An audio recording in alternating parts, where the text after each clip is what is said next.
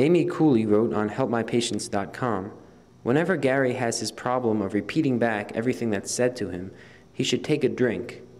That way, he'll either find a way to avoid it or drink his way out of the anxiety. He's a winner either way." Well, Gary, at the end of last session, you started saying some interesting things about your childhood, so I wonder if you want to get back to that. I want to get back to that, yeah. So why don't you pick up where you left off? I'll pick up where I left off. So are you having an episode of repeating today? I'm having an episode of repeating today. Okay, you know what? I wanted to try something that I know that the newspaper didn't really work for you, but there's another approach in the same vein. Take this, and I want you to take a drink of it every time that you repeat, and I really think that's something that might help you to move on from this pattern. Okay, so just put that out of mind and try not to repeat. Try not to repeat.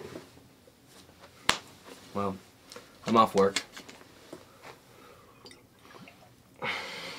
Okay, so you were talking a lot about the games with other children. Yeah, I was talking about the games I was playing with other...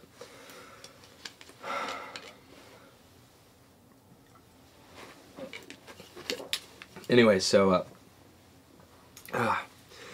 yeah, so, I grew up in, a small town, and, most of my time on the weekends after school and stuff was spent, playing dodgeball and stickball, kickball with, the kids around the neighborhood.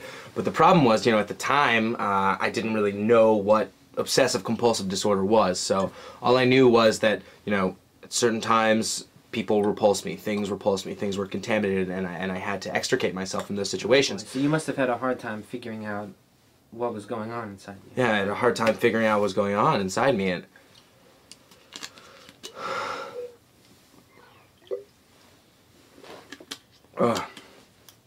starting to get a little buzz.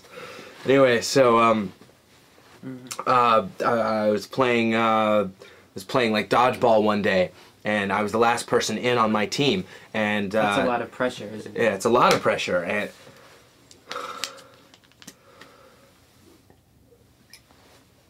and it's a sport that involves a lot of pressure to begin with. Involves a lot of pressure to begin with, and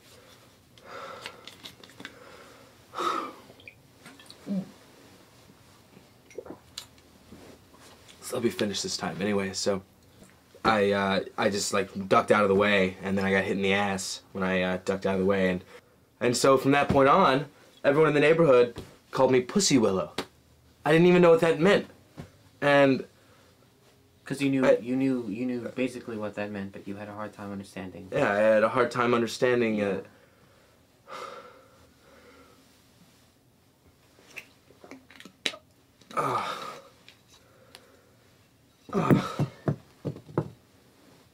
Well, what's going on there? This is the part that you have to work through.